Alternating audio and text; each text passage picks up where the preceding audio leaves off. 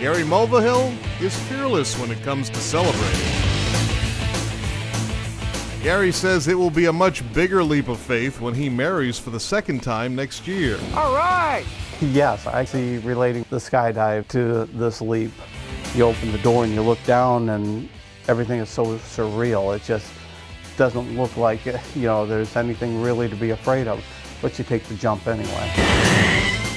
Gary is making that marital tandem jump with mother and teacher, Reddy Royce Wilson. Good morning. Hey, Christine, how are you? Reddy and Gary may be a perfect romantic match, but marrying their finances will take some work.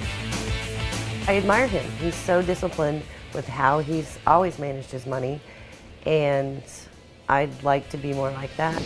Reddy is 45 and a tenured middle school teacher with 3 sons, ages 14 to 20, facing college bills, mounting credit card debt, and a mortgage on a house that's now worth less than she paid. Hey, 54-year-old Gary is a saver with nearly $100,000 in home equity and college funds squirreled away for his only child. Can this financial marriage work?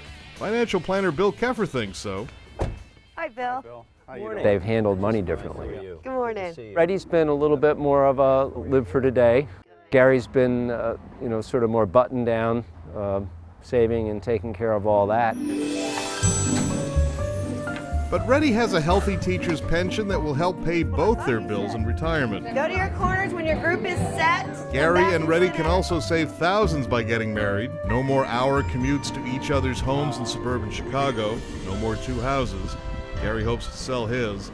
But advisor Bill Keffer says they'll need to save more than 1/3 of their $160,000 a year combined income to reach the $1.5 million they'll need to retire in their 60s. That's a huge amount, but I have never had a plan like this that takes you so many years and into retirement. Putting a pretty good significant chunk into the 401k, and when I saw that, hey, I need to put more in, it was kind of, wow, I thought I was doing pretty well on that. The saving that I've asked them to do is not easy to do. If you don't see it leading to some happiness and some security, you're not going to be motivated to do it. When they're taking it down, they're not. Gary is a salesman for a nationally known landscape firm. That whole thing. He's as meticulous with his clients' gardens as he is with the checkbook. Use a small machine. But even Gary worries. This makeover plan requires so much extra saving and a different lifestyle. Holding on to cars a little bit longer than I'm used to doing. I kind of change cars over every couple of years. Basically because I put so many miles on them, I need to hold on to the car a little bit longer. Gary and Reddy won't marry for another year. Gary will sell or rent his home, and they'll be in one place, saving more, spending less, while Reddy pays off her credit card debt.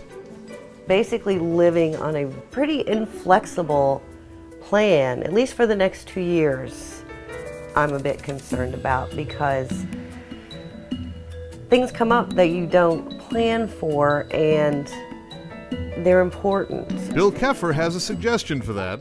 Save even more for an emergency fund. And one other piece of advice for all couples: get student loans in your child's name, not yours. What it comes down to is you can borrow for your college education, but you can't borrow for retirement. Uniting hearts and checkbooks, not easy on a first marriage. A bigger challenge for wedding number 2. Both Gary and Reddy are honest about the risks of another breakup. I'm not getting married again thinking I'll get a divorce, but then everybody says that. And it's something that is so important when you're this close to retirement. You don't have 15, 20 years to make up what you lose, that you better make sure you're pretty positive on it's the person you want to spend the rest of your life with, and it's going to work out, and I am.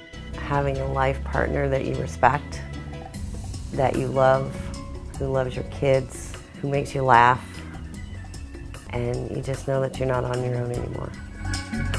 Both say life will be a much safer leap if they jump together. In Chicago, I'm Andy Field for My Generation.